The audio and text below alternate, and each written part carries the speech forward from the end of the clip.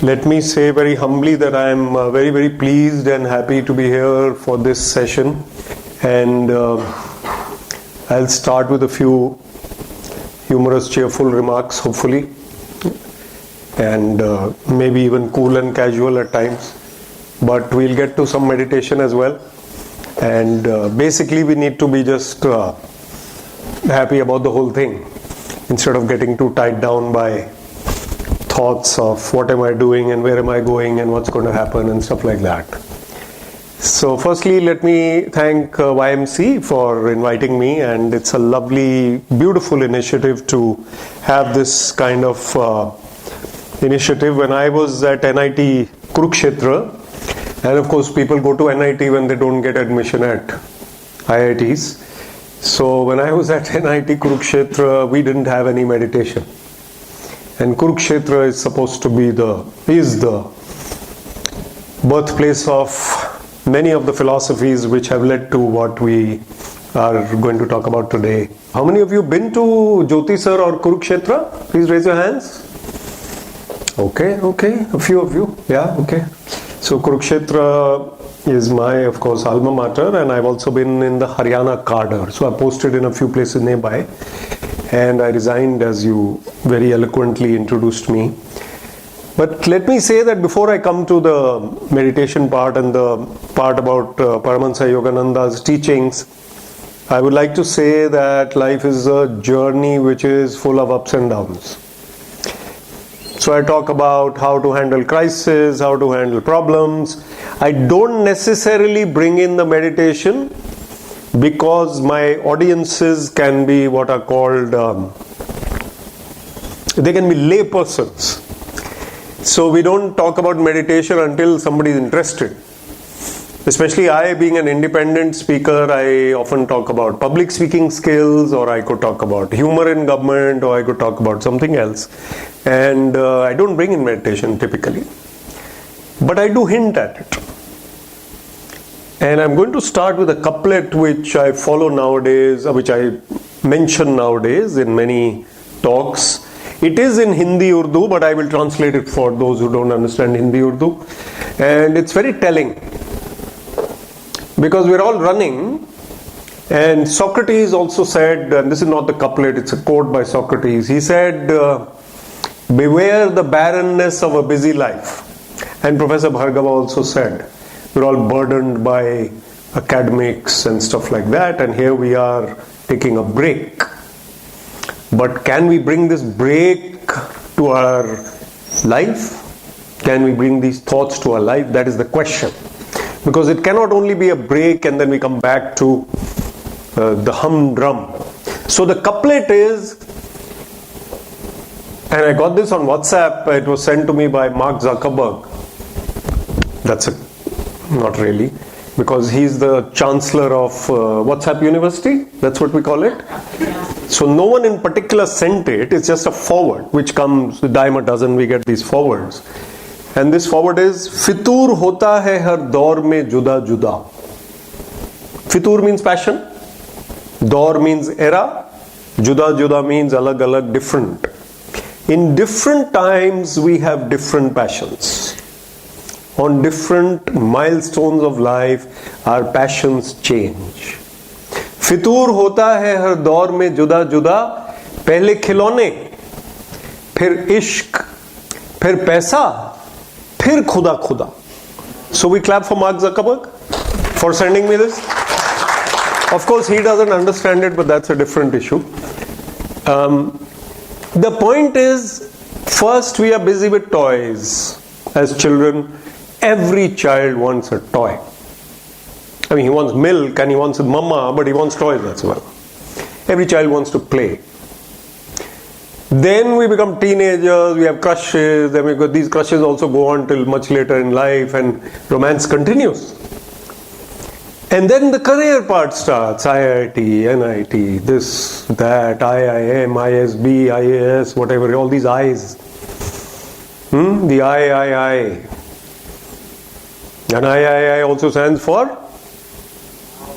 It stands for ego. I. So IAS, IIM, IIT, I'm not saying there's ego in that. I'm from the IIS, so I resigned. But the thing is that we get busy and we're in a tizzy all the time. And we forget to think of the last milestone, which is God. And it's not the last milestone. We have to bring in that khuda now. There are 5-year-olds in a school which my wife runs for toddlers. In fact, 2 to 5 is the age group, preschool. And they have a meditation time every day. Now in IITs we don't have meditation time in the class. What would happen if every teacher came and said, okay, now first meditate? You're already feeling sleepy and all, and lots of complicated stuff to understand. But they know that this is meditation time, even if they're distracted. They open their eyes, they laugh, they pinch somebody in that meditation time. But a 5-year-old knows that this is meditation time. And I can bet that none of us was meditating at 5. If you were, you are, of course, in the league of the Guru. Extraordinary. But even if you were or weren't, an 80-year-old started meditating. And Paramahansa Yogananda told that 80-year-old, you can make it in this life. Now what is this make it? Any ideas? What is make it? What can she make? Maslow's hierarchy, everyone? Maslow? Basics, this, that, and then self-actualization. Self-realization is the goal of life. So we are here to find ourselves, which might sound egocentric again, I, but it's not. Because we are basically vanquishing and reducing and annihilating the ego and trying to become selfless in a way and finding the self. So Paramahansa Yogananda's teachings help us. He says one very memorable quote for me, and I was practicing this quote before coming, and we will do a little bit of meditation later where we have affirmations. I think you mentioned visualization and affirmation in the PPT. They really work. So I told my driver in the morning when I was to catch my flight, Delhi is not an easy place to catch a flight. I was in Delhi yesterday from Chandigarh where I live, and I was a little worried. But I told him that let's believe that we're going to reach there on time. I told the taxi driver. And I said that, okay. And he says, Sab, aaj sari red light green hote ja rahi hain. These red lights are turning green for some reason. I said, yeah, keep believing all of them are going to be green. And we were there 10 minutes before time. 10 minutes before we had to be there, right?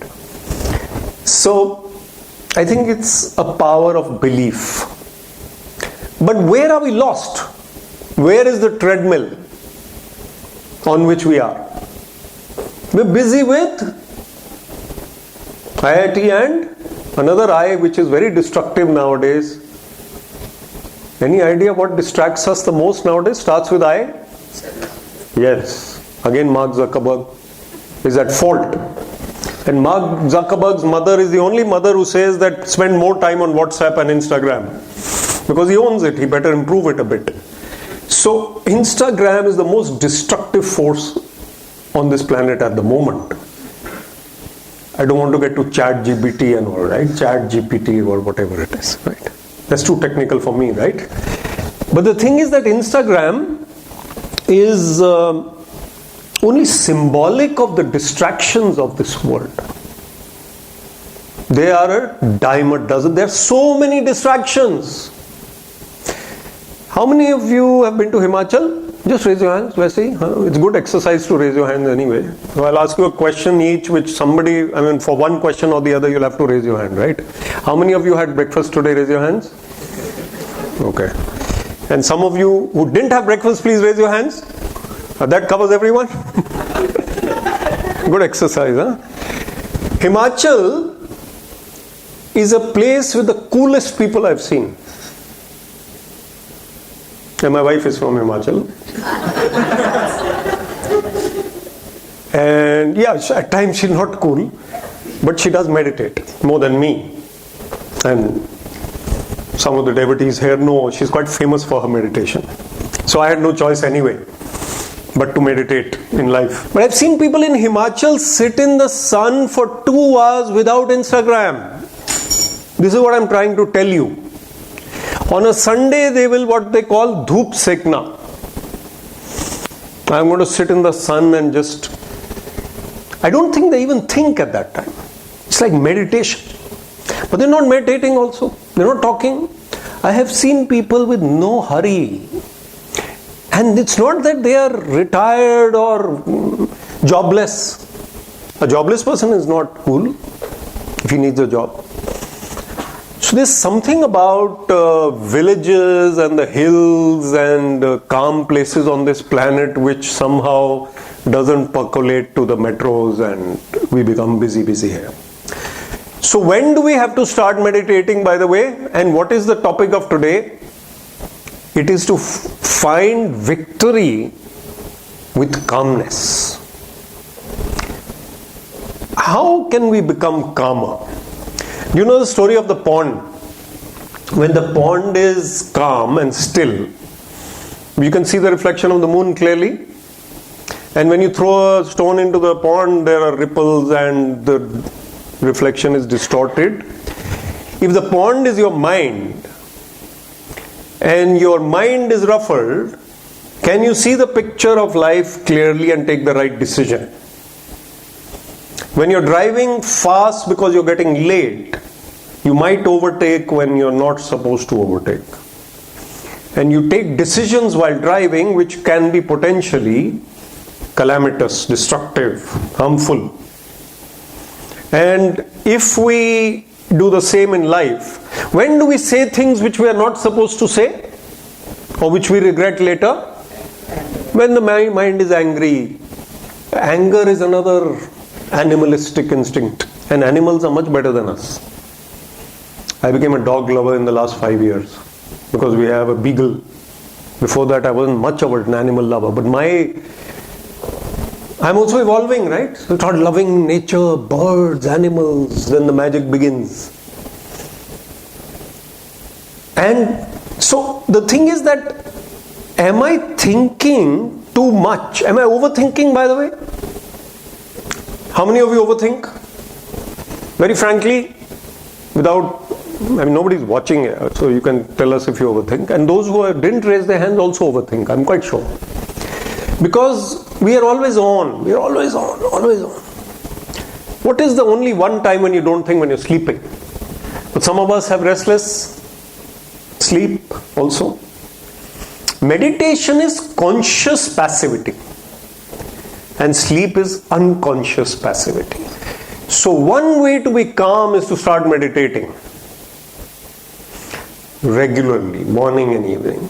If the only goal of meditation is calmness, it helps us in life. The goal is self-realization, but even calmness is not a bad goal, is it? What is success, by the way?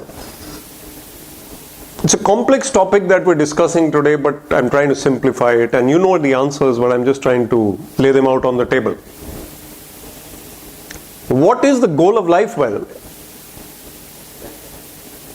Self-actualization. But in simple terms, what is the goal of life? Success. What did you say here? Satisfaction, success. Who said happiness? Okay.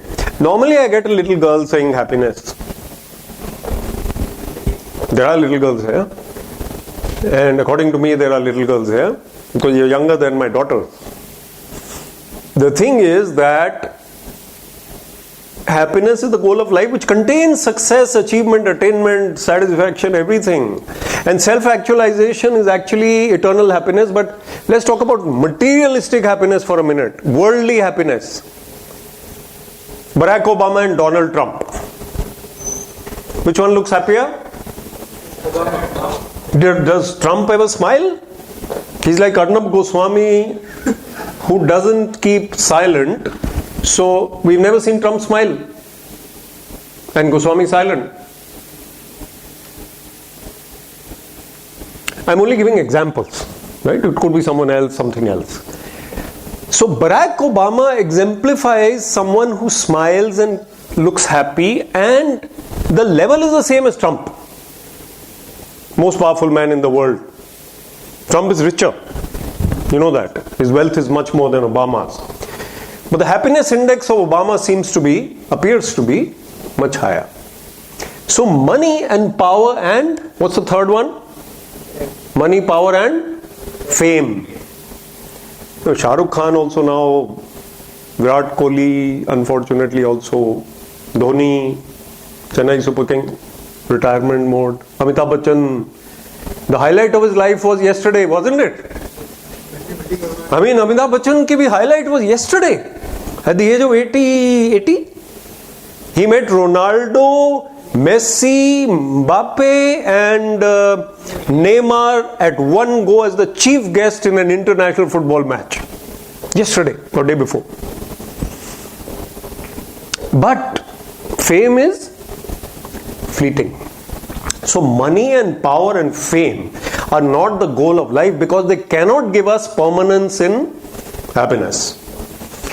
So where does this happiness come from? It comes from our attitude, it comes from within. Pani Puri. What do they call Pani Puri in Chennai? Pani Puri. In Chandigarh they call it Golgappa. In Bengal they call it Puchka. In Rajasthan also they call it, I'm a fan of Pani Puri, right? That's why I know all the terms. But you don't have to prepare it, order it after this. Any other name for it? But that's a sweet thing, no? Okay, anyway. Huh? Oh, it's called Batasha. And you know, Samosa is called Singara in Bengal? He used to love them.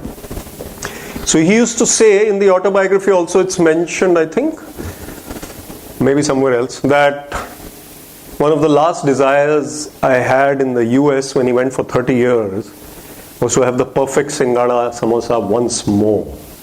And when the nun actually prepared that perfect Singara, he had a bite, because in the US or in Australia or in Europe you go and have Pani Puri and Samosa and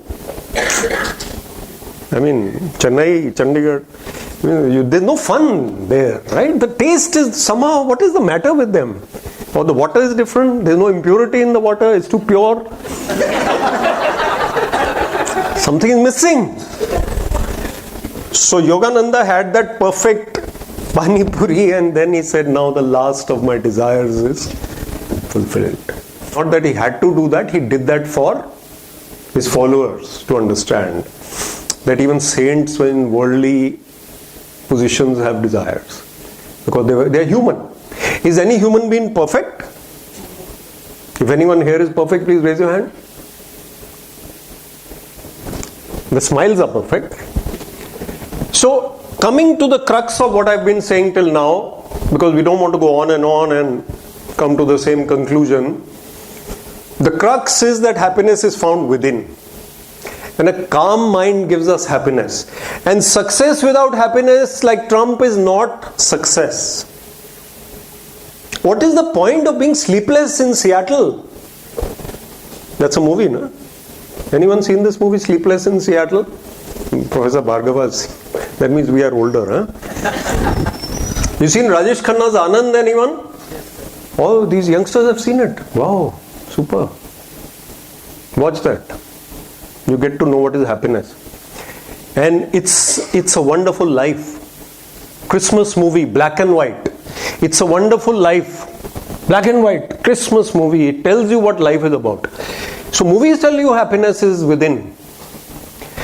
And if we are calmer and more cheerful and more empathetic to others and more balanced instead of angry, is authority greater or respect, by the way? Authority or respect? Respect. If your team respects you, will they work harder, or if they are scared of you, they'll work harder? It depends on how scared they are. But for how long? With what Josh? All of you are going to become leaders. You are leaders even now. And leaders are not about electronics or computer science. Leaders are about qualities of, what do they say? Head and heart. And soul, I might add. Bringing out the best in your team is not about scientific knowledge. The best chemistry teacher doesn't become the best principal of the school. Got it? So leadership is not going to come from there. So cheerfulness, calmness, balance, creative thinking. Now we're talking about career and life as well. Creative thinking, empathy. These are the values. And today even Google, if it interviews you, I've been director IT, you saw somewhere, so I understand the profession of where you're going. So Google, etc., or even KPMG and all, I worked for KPMG for a year. They don't want people who are whiz kids only.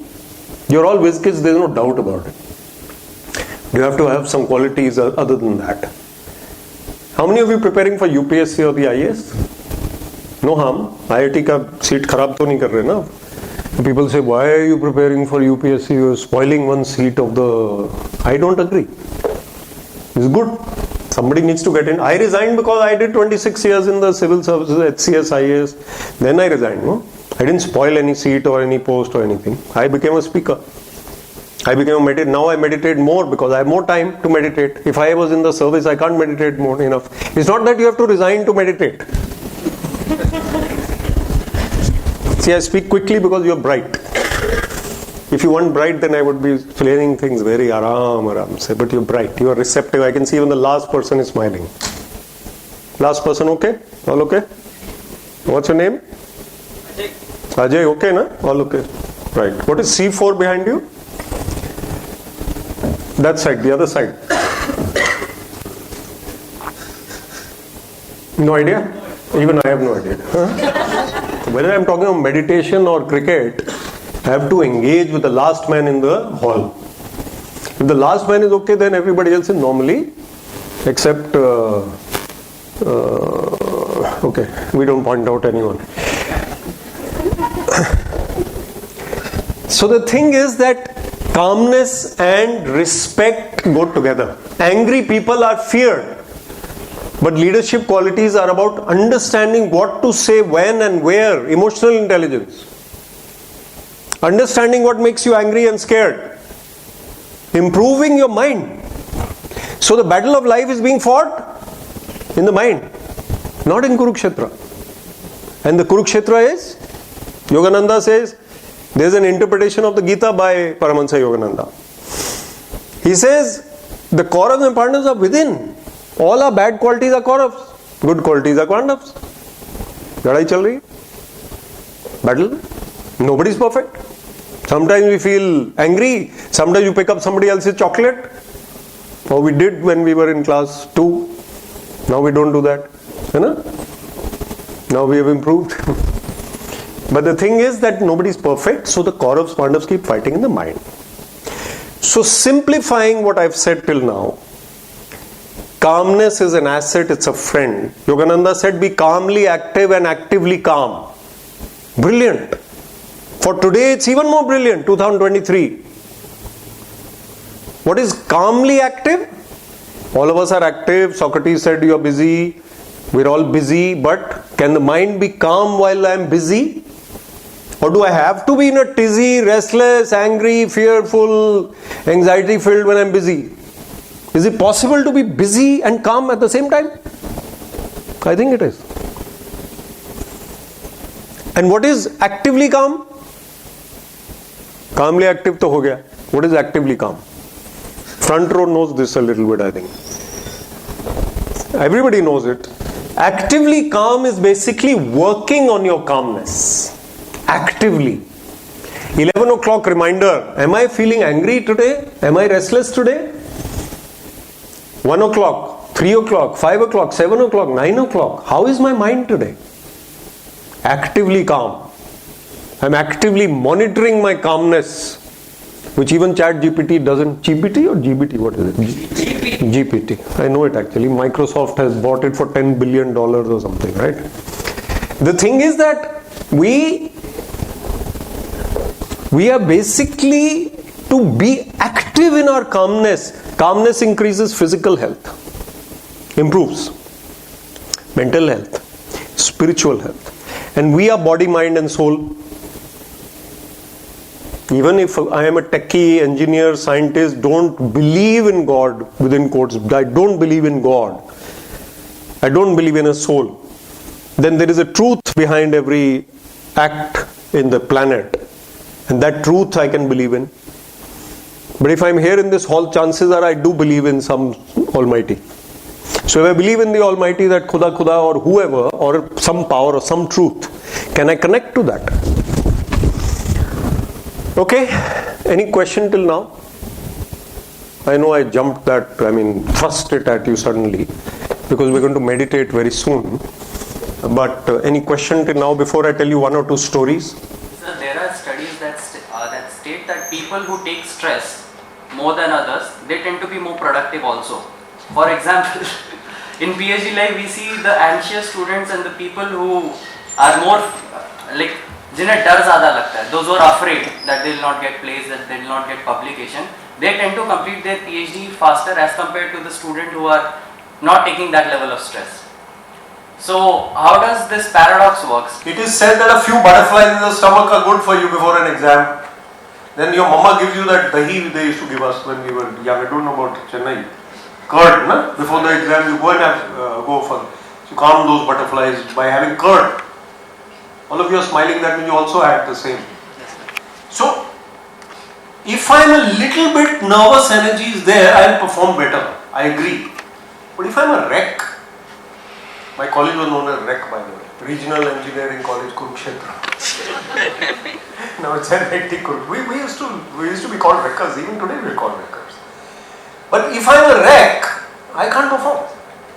So Gavaskar used to say, Sunil Gavaskar, a little bit of nervous energy is required. If I am complacent, I have scored 30 centuries, now I'm going to score my 31st.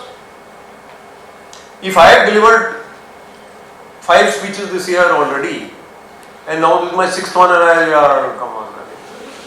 I have to be a little nervous. Good for me. But there is a tipping point beyond which it becomes counterproductive. And there is a study which says Harvard CEOs who meditate, Harvard study which says that CEOs who meditate, they are much more productive in their work. Any other? Hello, my name is Angel. Angel. Yeah. That's official name, no? Official name. Yeah, official. And also I am not Christian. Yeah, I didn't ask you that, but just telling people generally. Angel, but typing error to nahi, angle to nahi tha. Sorry for the joke. Yes. So basically my question was during my JEE times I was pretty organized in the sense I used to have reminder, as you said. I had reminder for asking myself, are you happy while you are doing it? Every hour. JEE time? Yeah. So I followed Yogananda for a long time. I have read the biography. But now after coming over here, there are immense amount of things that I have to do. After JEE, I was ye bhi karunga. Now the point has come also again I have to take a track, fix a schedule, and now I have lost kind of energy and also the moral support that I used to get from my family. So how do I get back on the track? Very good point. Now, all of us have priorities. Prioritization is a management subject. I haven't done MBA, but I speak on prioritization, time management. Whatever are my priorities, I'll take out time for that. If I have a girlfriend, I'll take out time for her. I need to prioritize. I need to find time for what I love or what I must do. And if I think that this can be in the back burner for now and I'll find time later in life, then Professor Bhargava will tell you, I wish I started meditating much earlier than I did. So I have to find the discipline to find time. And by the way, a good time to meditate is as soon as you wake up in the morning, even though you're getting late. I know everybody wakes up late. And that snooze, everybody does, no? But if you can meditate even a little bit before getting up out of the bed, and there's no need to have a bath before meditation, please. I mean, I know there are many customs and rituals and stuff. Please don't have a bath, just go meditate, go to the washroom, come back and meditate again. 5-10 minutes. So I am trying to say, Angel, that you please find your priority list includes meditation. And let me tell you, they say that if you want anything done, give it to the busiest man. The guy who's busy, give him more work, he'll do it. You khali baitha hai, that Himachal guy. No, he's okay actually. I can't say anything. my Nanaji was also from Himachal, by the way. The point is that I have to fit it in. And if it is in my priority list, I will fit it in. Other than meditation, there are other practices like journaling or many things like self-reflection and other things. So just being self-aware of your thoughts and everything that you feel. You do become more sensitive to energies, emotions and so many things and people around you. How to channel that? Because it becomes very overwhelming a lot of times. So, two answers to you, two parts to my answer. One is that our brain can at times be the drawback to our progress. Too much intellectualization can be counterproductive. So if I am so brainy that I am receptive to so many ideas and I know so much and I've read so much, Yogananda also says, or maybe Yukteswarji says, I can be corrected, he says, God is simple, everything else is complicated. So God is to be found through devotion and through regular practice of whatever path you feel is appropriate. My daughter does arts-based therapy, by the way. She studies arts-based therapy, which is a great therapy nowadays. Creative arts, writing therapy, journaling, you said, fine art, music, theatre, dance is therapy. So, but she also meditates. So, knowing more and being receptive to energies, as you said, can be counterproductive, but I think ultimately you have to not rationalize, you have to simplify and come to one path and follow it deeply. So instead of skimming around, ultimately you go deeper. And many paths, or maybe some paths, are good paths. Maybe not many, but some are good. This need not be the only path to follow. But if you follow it assiduously, as Mr. Shashi Tharoor would say, then you would succeed. Right? Yes? What is meant by spiritual health? What is? Meant by spiritual health? Spiritualing. Spiritual health. Oh, spiritual health. So, Prasi, you will contact me for public speaking skills. Huh? I'm sure you're good because your smile is great. But spiritual health, mental health and physical health are all part of a complex, of a composite health dimension. You are body, mind and soul. Physical health we pay attention to, hopefully. Whenever we eat more, we go and jog more. Huh? We do that. Cycling, I saw people cycling. When we put on weight, then we do more. So we look after our health generally. Mental health do we look after? Sometimes we don't sleep enough, so that's not good. That's not good for the body also. Too much overthinking. Spiritual health is when you look after your soul. So spiritual health can only be improved by being aware of the goal of life, by doing something about it. So the man who is running about making more money and getting powerful and he's not even killing people. I'm not saying he's a ruffian. But he's ignorant of spirituality. Then he is missing something. So his spiritual health needs improvement. So an animal cannot meditate. I'm not comparing him with an animal. But I'm saying that a human being has a spine. And a spine and certain prerequisites which are necessary to meditate. So spiritual health is being aware of the fact that I need to work on my spiritual fitness and improvement. I have a short video on 6 goals for 2023, and one of the goals is spiritual fitness, which I mentioned in that. I have a channel called Vivek Atray, and Instagram also, you can follow. But okay, let me tell you 2 stories and conclude my talk, and then we'll do a short meditation. Is that okay? That sounds okay, right? So one story is about Arthur Ashe. You heard this Arthur Ashe story, and the other one is about Albert Einstein. Okay? Arthur Ashe, anyone? Who's he? So you can say that he is, what's this guy's name? So who's the world #1 in tennis now? Christian Ruud. Djokovic is number 3, no? Federer retired, Nadal is also down. But Arthur Ashe was world #1 in tennis in the 70s. And he was the first black male to win Wimbledon. And Althea Gibson was the first black female to win Wimbledon. Wimbledon is the biggest tennis tournament in the world. And US Open, French Open, Australian Open, they make the 4 big. Right?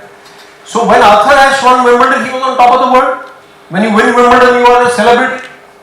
You are like cat's whiskers. You are everywhere in the papers, TV, everything. So he was a celebrity big time. And after a few years, he was unfortunately dying of a critical ailment. And Arthur Ashe was getting letters by hand, which you have never seen in your lives because you are millennials. Have you seen handwritten letters? So he was getting letters by hand, I'm just joking. And those handwritten letters are reaching him, and they are saying, Arthur, we pray for you, we are your fans, we pray for your health. Although he was dying, they knew, but they're writing to him. Why is this happening to you, and why not to somebody else? And Arthur Ashe writes back, when I won Wimbledon, I realized that millions of people play tennis in the world. Thousands become professionals. 128 men play Wimbledon every year. 128 women, double 64 or whatever it is, juniors, seniors, veterans like Ili Nastase, abhi tak khele ja raha hai. So all these guys play Wimbledon. Out of 128, 64 reach the second round. Now let's see how your mental maths is very simple. 32 reach the next round. 16 reach the 4th round. 8 reach the quarterfinals. 4 reach the semi-finals. 2 reach the final. 1 person wins Wimbledon every year. I was that person, says Arthur Ashe.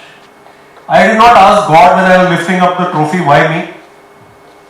Why is this happening to me? Why am I on Wimbledon? Of course, he worked hard. But he didn't ask that question. We take it for granted when good things happen to us. Now that I'm dying, what right do I have to ask God, why me? Clap for Arthur. We cannot be like him. There's another chap called Stan Dale in my emotional intelligence presentation. I have this guy called Stan Dale who says, I act as if everybody in the world is my well-wisher and loves me. Maybe this is both are a little too idealistic. We are human. But you get the point. We have to be grateful for what we have. And you are spiritually healthy. Because you're grateful for the red light turning green in time, who do you thank, by the way? You can thank the JE of the electrical department, MC whatever C, MCC, Chennai Municipal Corp, whatever it is. In IIT Madras you have another MC inside, no? What do you have? Maintenance department, whatever it is. You can thank the guy who put the timer in the red light, green light, or you can thank the Almighty and be connected to Him in little ways. Thank you for this peanut butter. I saw a video that peanut butter is great for the heart. I didn't know that, now I'll have more.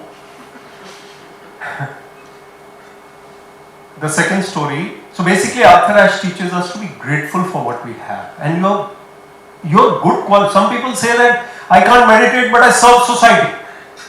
I serve the poor. And I think spiritual saints will tell you that there are 3 ways to progress.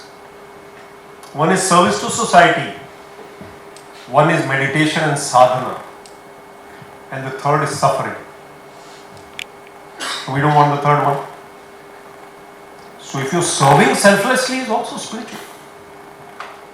But the superior most path is Patanjali's eightfold path of pranayama and meditation and self-realization.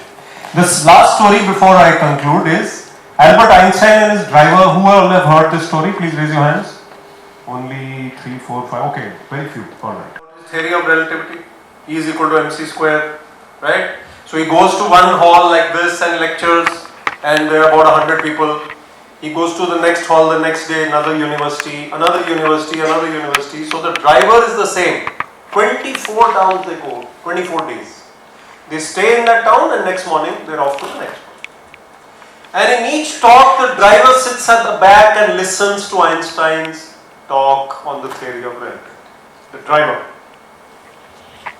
Now, after 24 days they are driving to the 25th and till now they have not spoken to each other. Einstein is busy figuring out his next theory.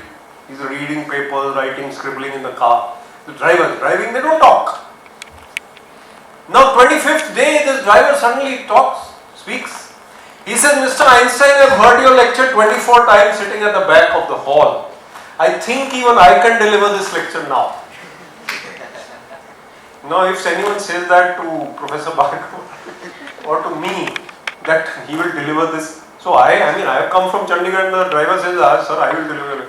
So Einstein drops his papers, is shocked for a minute.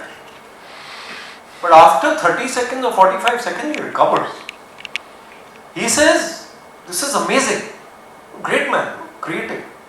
He says, I become the driver, you become Einstein. The next town is very small, they don't have my image, or like now Rohan showed you my photo. They didn't have Einstein's photo anyway. Americans are a little clueless about the rest of the world. And many of you will go to America, but please come back to India, okay? He goes there and they receive the driver with a bouquet of flowers, the dean of the university. Einstein goes and sits at the back pretending to be the driver. And the driver delivers a flawless lecture on the theory of relativity for 90 minutes. Flawless, no mistake. 24 times suna hua hai, ratta laga hai. Einstein is thrilled, he claps loudly, everybody stands on the, Einstein stands on the chair, everybody stands on the floor and they clap. And then there are questions and answers. Now the question comes from a professor sitting in the front row like Professor Bhargava. And when professors ask questions, they can be pretty complex. So the driver looks at him. He has no clue about the answer to that question. He looks at him. He says, Professor, this is such a simple question, I think even my driver can answer it.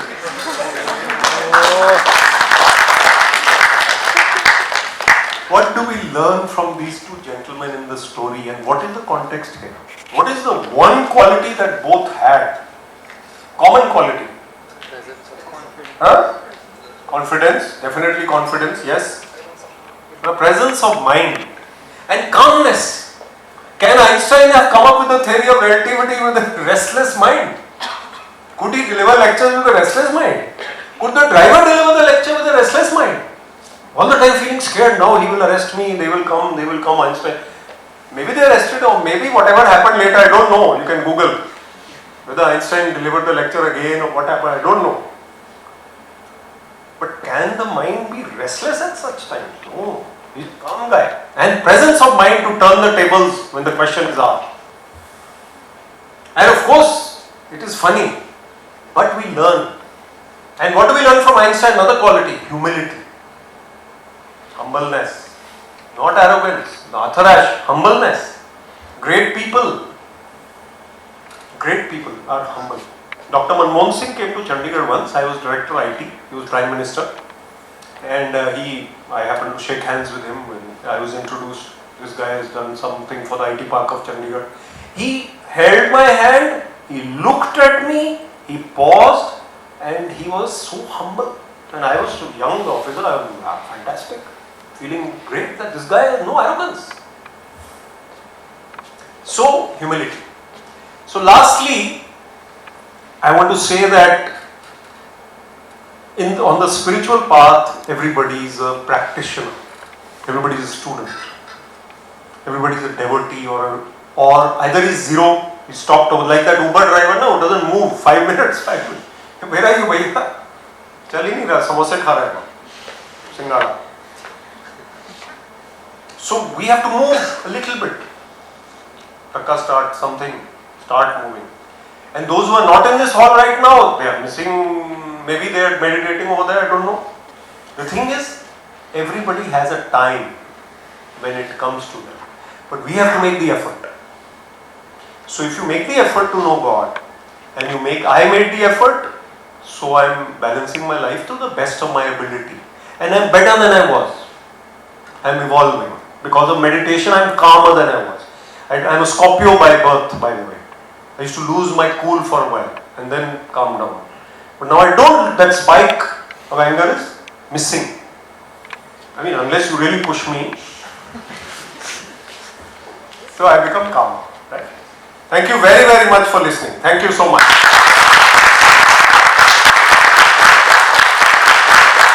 So we will have a guided meditation for a few minutes.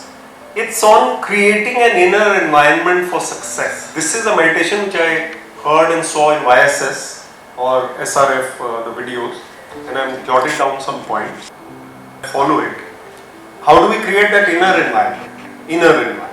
Right?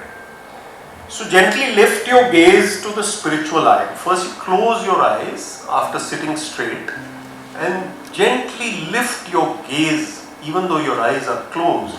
The spiritual eye is the point between the eyebrows, where the ladies wear bindis, and it's the point between the eyebrows. Mentally command the body to relax. So if the body listens, sometimes you can tell it to relax a little bit. Let go of all cares and concerns.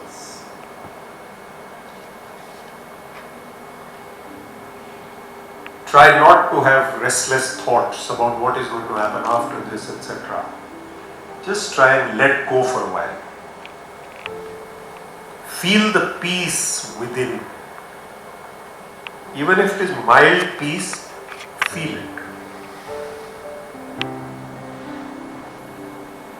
This is an affirmation which I am going to read out. You don't need to follow this affirmation by voice, you just feel it in your mind.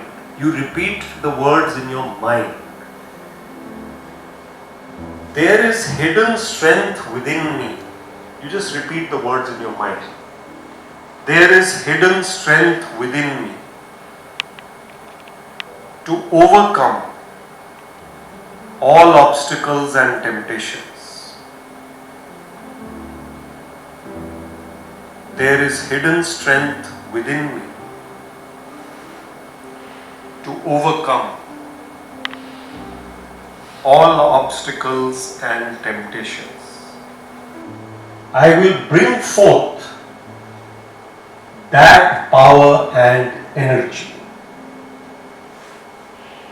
I will bring forth that power and energy which is within me.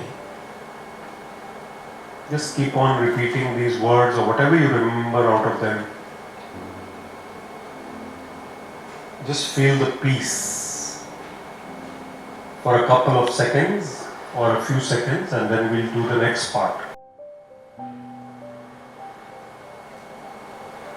We'll do a short breathing exercise now, which further helps us to calm ourselves. The gaze and attention continues at the point between the eyebrows. We don't need to open our eyes. There's 3 parts to this: inhalation of breath, holding the breath a little bit, and exhalation.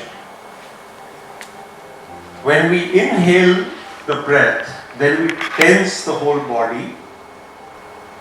Just tense, that is, clench your fist, hold the floor with your foot, with your toes, and just generally tense your body and inhale deeply. Then hold that tension and the breath for a little while, as comfortable, without being discomforted. So if I just do it for you once, it's like, and then exhale double. You can do that now. Exhale twice. So we do it 3 times. And when we exhale, we relax the whole body. When we exhale, we relax the whole body. When we inhale, we tense the body. We keep that tension and the inhalation on hold. And then we exhale, double breathing and relax. 3 times we'll do it. You do it at your own pace. We start now.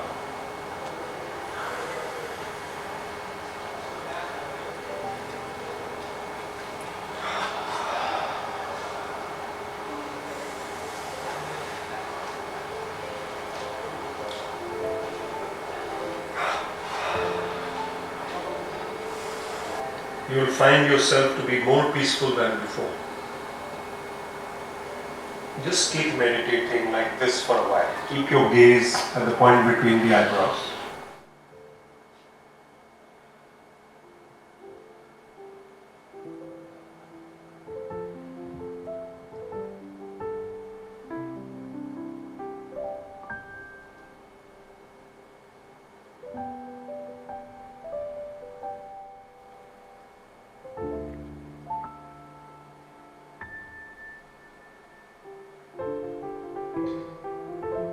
We will now do an affirmation together loudly, but I will first read out the affirmation and then you can repeat it as per my directions. You can keep your eyes closed.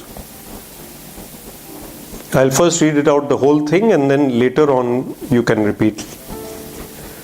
The affirmation is, I can solve my problems by offering them to you. So we'll do it together 3 times. First loudly, then a little less loudly, then almost in a whisper. The first time loudly. I can solve my problems by offering them to you. I can solve my problems by offering them to you.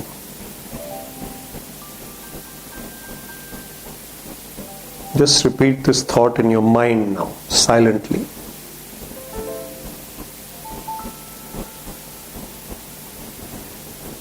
When we offer our problems to God, then we think of various solutions that are possible. We combine spirituality with practical scientific thought. And calmness which we feel now, it enables better decision making. So gently dismiss restless thoughts. Focus on love, joy, peace in stillness. Focus on love, joy, peace in stillness.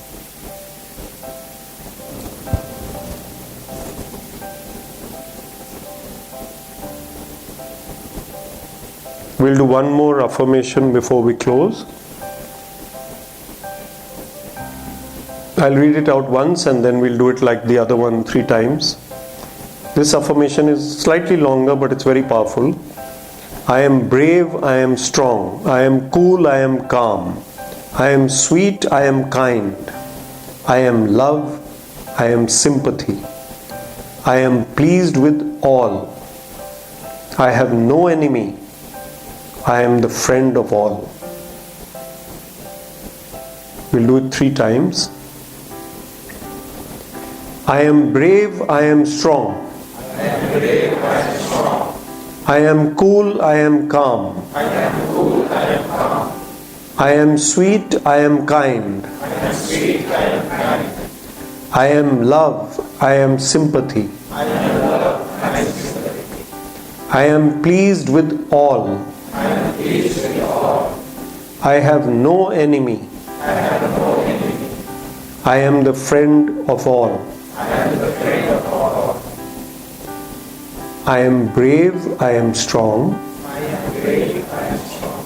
I am cool, I am calm. I am cool, I am calm. I am sweet, I am kind. I am sweet, I am kind. I am love, I am sympathy. I am love, I am I am pleased with all. I have no enemy. I am the friend of all. Keep repeating such thoughts in your mind.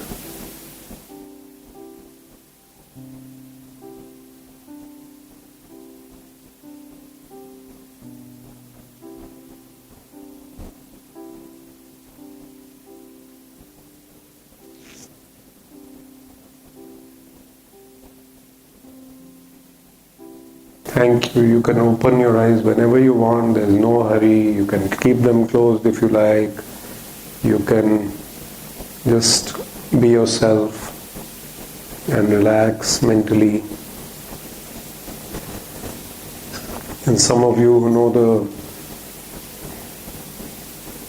closing prayers or anything you want to pray at this time, you can pray to God, any divine entity.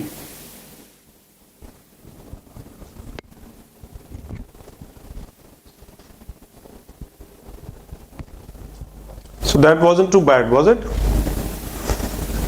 Any feedback or any thought or anything happened? Anybody who went to Samadhi or became God realized, self-actualized? Please raise your hand. Possible. Because you've been meditating in past lives and you meditate for the first time in this life, possible. One of our Swamijis in this path, there are monks also, and some of them are from IIT.